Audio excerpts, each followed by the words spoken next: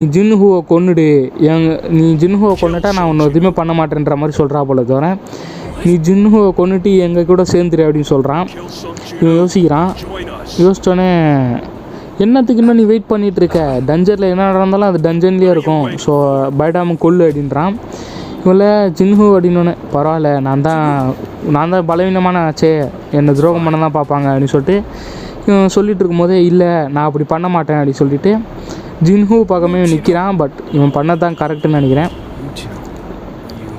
Okay, எங்கள் எல்லாரையும் தாண்டி நீ அவன் பக்கம் எடுக்கிறியான்னு சொல்லிட்டு தோர கோவர மாதிரி நடிக்கிறாரு.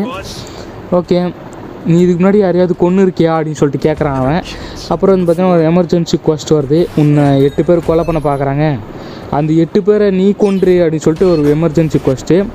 அப்புறமேட்டு சொல்கிறான், ஆமாம் நான் மறந்துட்டேன், டஞ்சனில் எப்போவுமே சர்வே போனோன்னா நம்ம அதுக்கேற்ற மாதிரி இருக்கணுன்ற மாதிரி இதோட சொல்கிறாப்புல.